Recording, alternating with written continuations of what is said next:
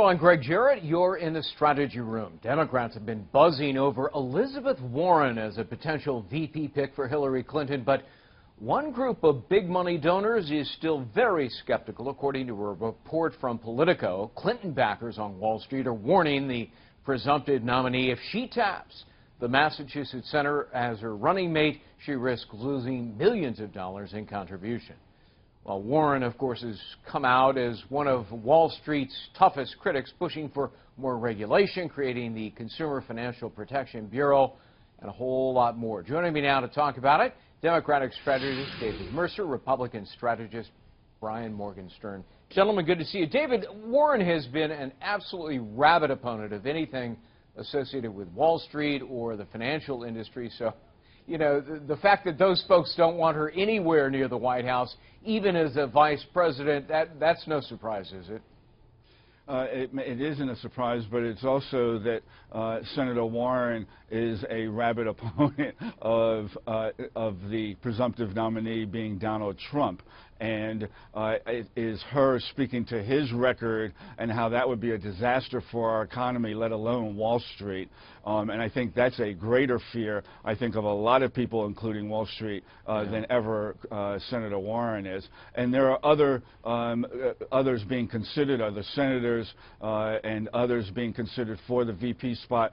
They may be making, Wall Street may be making their preferences known, but at the same time, that decision rests with Secretary Hillary Clinton. Brian, would a Clinton-Warren administration poison relations with the private sector and ultimately cause perhaps some damage to the economy?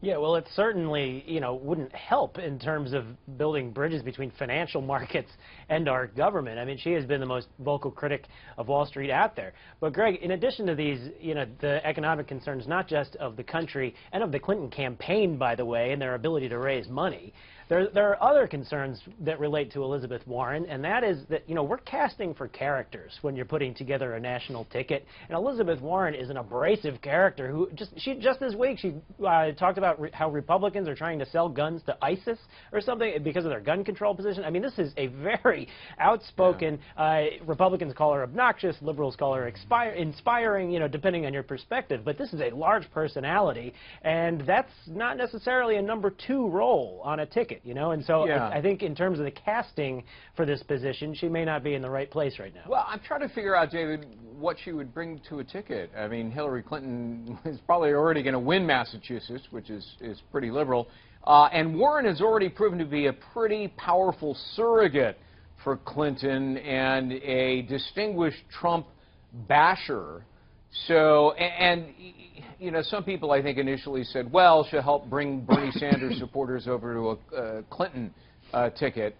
But those folks are probably going to go over for Clinton anyway, aren't they? So what does Warren do for her?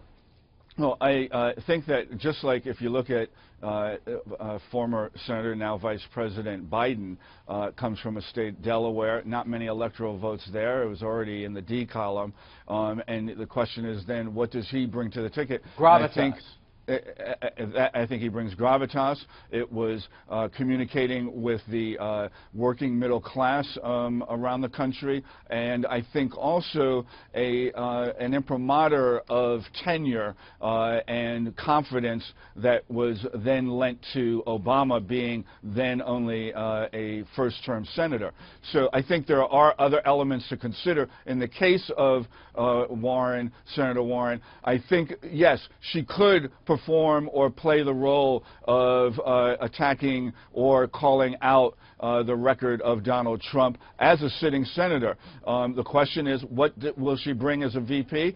First of all, 2 women, appealing to in that regard. Secondly, I think she speaks to a wide audience of new Democrats coming into the fold, new voters, young voters, with regard to the positions that she's taken. So I think those are elements to consider with her as a possible VP choice. Brian, Warren really wants not only stronger regulation, she wants to, take the biggest financial institutions and break them up into smaller pieces. I mean, to do that, Democrats would not only have to win the White House, they'd have to win both houses of Congress. Even then, it would be an uphill fight. But that's not something that Hillary Clinton really wants to do, break up financial institutions, is it? Well, Hillary has a close relationship with Wall Street, and she's open about that. That's actually one of the few areas where she's very honest. She was a senator from New York. She had to work closely with Wall Street. And she and Elizabeth Warren do not see eye to eye. Elizabeth Warren's been very critical of her. And to that point regarding, getting legislation passed, David made some salient points there regarding the appeal of Joe Biden. Another key note for Joe Biden in terms of, putting him on the ticket was his ability to make deals in Congress. He has saved this administration on a number of occasions. Right. Elizabeth Warren doesn't bring that. She doesn't work well with others. She is like the Right. Ted Cruz of the Democratic Party. She's not going to build bridges and get legislation passed. She's going to light fires and create fights. Yeah. So in that regard, she's not the right person for that position either. But I will say to that point, and I think it's a good one, Brian, and Greg, that Senator Clinton herself earned a lot of respect among her Republican brethren in the Senate when she did serve there before becoming Secretary of State.